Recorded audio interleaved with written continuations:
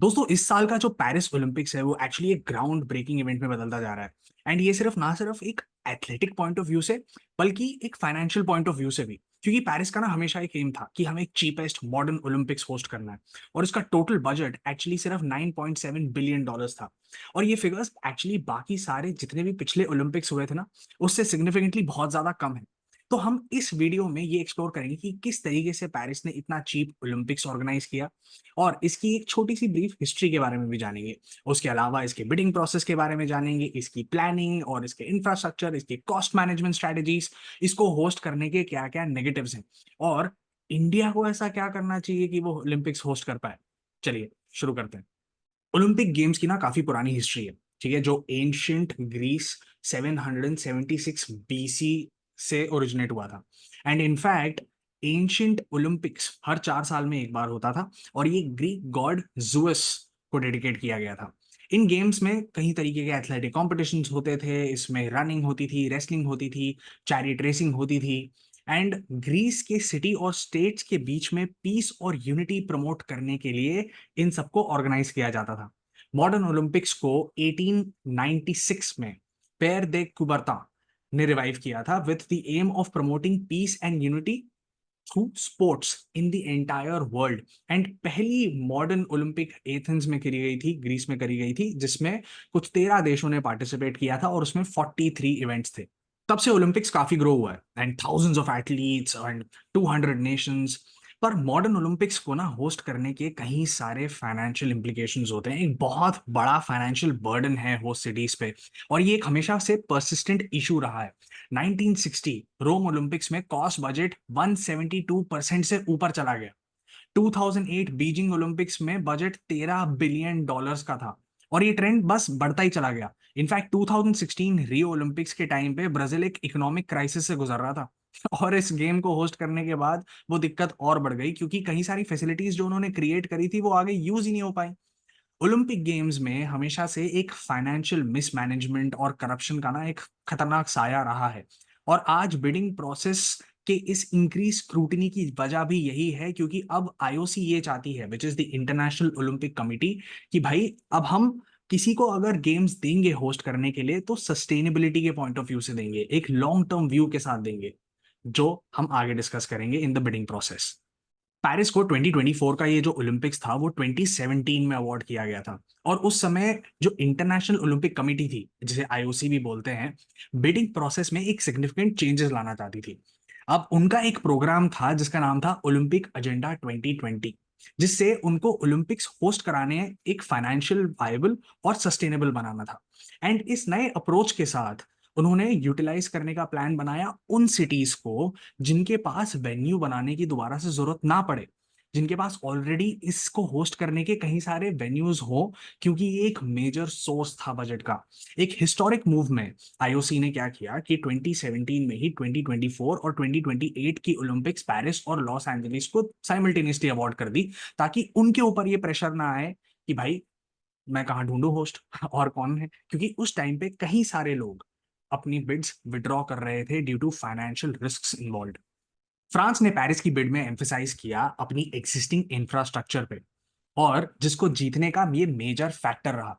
Paris की bid का campaign made for sharing के नाम से प्रेजेंट किया गया था, जिसमें उन्होंने कहा कि भाई वो फोकस करेंगे इंक्लूसिविटी पे, सस्टेनेबिलिटी पे और कम्युनिटी मैनेजमेंट पे। बिडिंग कम्युनिटी ने हाईलाइट की है कि एक लास्टिंग लेगेसी को क्रिएट करने की इंपॉर्टेंस के बारे में, जिसमें सिटी और सिटी के रेजिडेंट्स के लिए और गेम्स को होस्ट करने के पोटेंशियल बेनिफिट्स पे फोकस किया जा सके।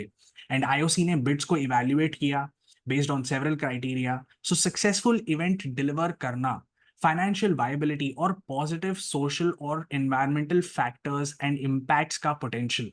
एंड पेरिस की बिड पर्टिकुलरली इन सभी एरियाज में काफी स्ट्रांग थी, जो उनकी कमिटमेंट को, सस्टेनेबिलिटी और कम्युनिटी इन्वॉल्वमेंट को बहुत अच्छे से दर्शाया। की फैक्टर ये है जो पेरिस को इनेबल करता है कि यार वो ओलंपिक्स को इतने लोअर कॉस्ट पे होस्ट कर पाए, वो है उनका already existing infrastructure.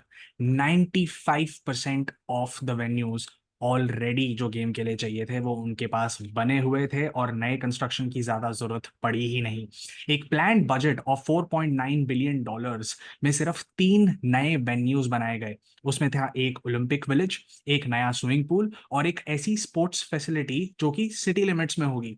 And Olympic village particularly noteworthy है क्योंकि इसके बाद, इस गेम्स के बाद, उसको हाउसिंग और स्टूडेंट अकोमोडेशन में तब्दील कर दिया जाएगा। ये अप्रोच आईओसी के सस्टेनेबिलिटी गोल्स के साथ बहुत अच्छे से अलाइन करता है। पेरिस के पास एक रोबस्ट पब्लिक ट्रांसपोर्टेशन सिस्टम है, एक एक्सटेंसिव मेट्रो नेटवर्क है और रीजनल ट्रेन लाइंस हैं। स्पेक्टेटर्स और एथलीट्स की मूवमेंट को ये बहुत ज्यादा आसान बनाता है।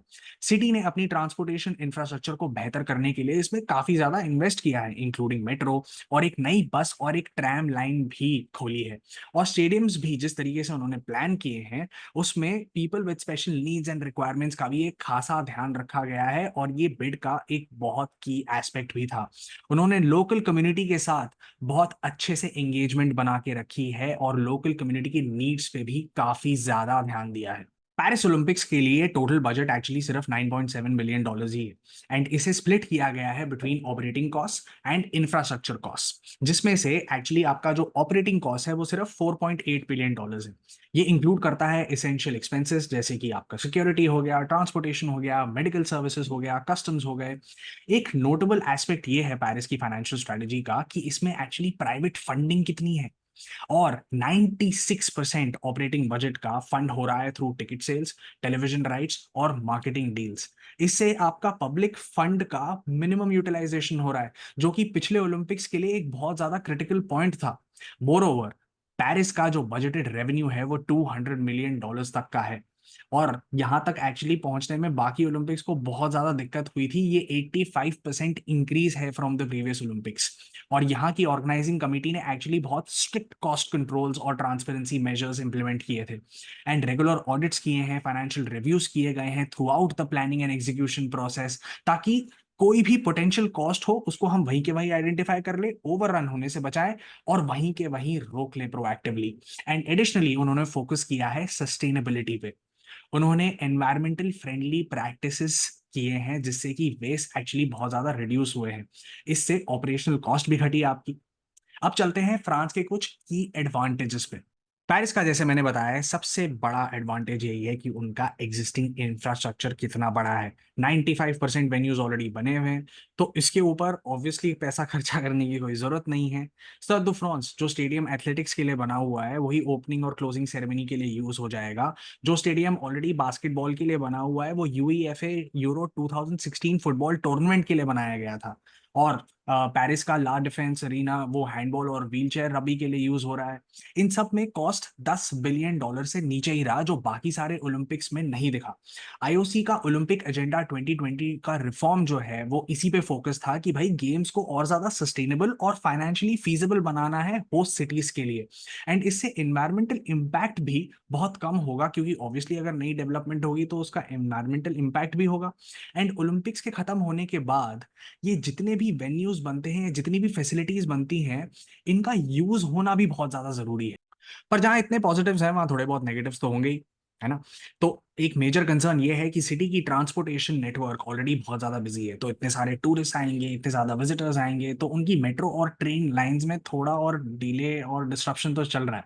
एंड सिक्योरिटी एक और क्रिटिकल इशू है जिसके लिए ऑलरेडी $340 मिलियन का बजट एलोकेट हुआ है। पर ये पिछले ओलंपिक से ऑलरेडी बहुत ज्यादा कम है क्योंकि पिछले ओलंपिक्स में तो ऑलरेडी $1 बिलियन से ज्यादा ऊपर चला गया था बजट इसका। एंड ऐसे में पेरिस को थोड़ी बहुत मुश्किल तो हो सकती है, but it seems to be doing pretty well. And usually ऐसे केसेस में टूरिज्म बढ़ता है, पर इस बार रिस्क है कि जो आपके एंटिसिपेटेड इकोनॉमिक बेनिफिट्स हैं वो मटेरियलाइज ना हो पाए as expected. And global economic conditions की वजह से, दूसरे टूरिस्ट डेस्टिनेशंस के कॉम्पिटिशन्स की वजह से और पोटेंशियल पॉलिटिकल अनरेस्ट की वजह से हो सकता है कि आपकी टूरिज्म उतनी ना रहे। एंड मोर ओवर ऐसे लार्ज स्केल इवेंट को होस्ट करने के लिए एनवायरमेंटल इम्पैक्ट जो होता है उसको आप नजरअंदाज कर ही नहीं सकते, क्योंकि ये पोल्यूशन और रिसोर्स कंजम्पशन को बहुत ज्यादा बढ़ा देता है। तो अब इंडिया को क्या करना चाहिए ओलंपिक्स होस्ट करने के लिए, क्योंकि उन्होंने भी अभी रिसेंटली भाई इंटरेस्ट जताया है कि हम भी करना चाहते हैं ओलंपिक्स होस्ट पर कुछ चैलेंजेस हैं, और कुछ क्या बहुत ज्यादा चैलेंजेस हैं, पर हम पेरिस की केस स्टडी से ही कुछ सीख सकते हैं।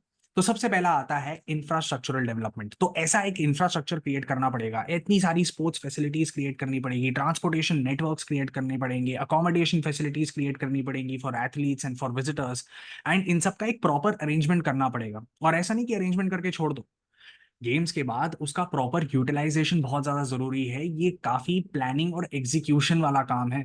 तो क्या हम कर पाएंगे? एंड सिर्फ स्पोर्ट फैसिलिटीज होना काफी नहीं है, इसको सभी लोगों के लिए एक्सेसिबल भी बनाना पड़ेगा। दूसरा है फाइनेंशियल मैनेजमेंट। एक सस्टेनेबल फाइनेंशियल मॉडल को डेवलप करना पड़ेगा, बहुत ज्यादा क्रूशियल है ये इंडिया के लिए, इसके बगैर तो काम बन ही नहीं सकता। और इंडिया को प्राइवेट फंडिंग और पार्टनरशिप पे ज्यादा फोकस करना पड़ेगा, बाकी नहीं तो टैक्स पेयर का थोड़ा बहुत पैसा बच जाए। कॉर्पोरेट स्पॉन्सर्स लाने पड़ेंगे, टूरिज्म रेवेन्यू को जनरेट करना पड़ेगा, टिकट सेल्स और ब्रॉडकास्टिंग से आपको majority of the cost cover करना पड़ेगा। और क्या हम कर पाएंगे? तीसरा है बिडिंग प्रोसेस की पार्टिसिपेशन। आईओसी के साथ मिलकर इस बिडिंग प्रोसेस को अच्छे से समझना पड़ेगा, उनकी सस्टेनेबिलिटी को, कम्युनिटी एंगेजमेंट की गाइडलाइंस को, एक पॉजिटिव सोशल और इकोनॉमिक इम्पैक्ट का पोटेंशियल उनको दिखाना होगा कि हाँ भाई हम भी कर सकते हैं ये होस्ट। पब्लिक सपोर्ट और एंगेजमेंट, बिना पब्लिक के सपोर्ट के तो आप कहीं चल ही नहीं सकते। पब्लिक सपोर्ट होना बहुत ज्यादा जरूरी है, लोकल कम्युनिटी को साथ लेके चलना बहुत ज्यादा जरूरी है, लोकल अथॉरिटीज को साथ लेके चलना बहुत ज्यादा जरूरी है, और उससे भी ज्यादा जरूरी है आईओसी की गाइडलाइंस के साथ आप पूरी तरीके से अलाइन करें। एंड सस्टेनेबिलिटी एंड लेगेसी की प्लानिंग, जैसा मैंने पहले बताया था कि भाई सिर्फ स्ट्रक्चर खड़ा कर देना इंपॉर्टेंट नहीं है, उसके बाद उसका एक लॉन्ग टर्म विजन, उसका यूसेज बहुत ज्यादा इंपॉर्टेंट होगा। ये पता करना कि भाई हम स्ट्रक्चर तो अभी खड़ा कर रहे हैं पर इसको आगे कैसे यूटिलाइज करें। सो एक लॉन्ग टर्म इंप्रूवमेंट की बहुत बहुत ज्यादा जरूरत है। सो काफी दूर है। सो इन कंक्लूजन, पेरिस एक ब्लूप्रिंट बन सकता है उन देशों के लिए जिनको ओलंपिक्स होस्ट करना है, और एक नया स्टैंडर्ड बन सकता है उन लोगों के लिए।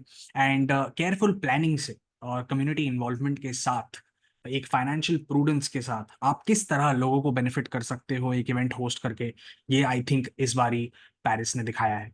हे guys, thank you so much for watching that video. अगर आपको पसंद आए तो please hit the like, share and subscribe button down below. अगर आप चाहते हैं कि हम किसी तरह ब्रांड्स और एंटरप्रेन्योर्स की स्टोरी कवर करें या फिर ऐसी ही कोई केस स्टडी आपको देते रहे, तो please do let us know in the comments, we be more than happy to do so. And we'll see you in the next episode. Till then take care, good bye.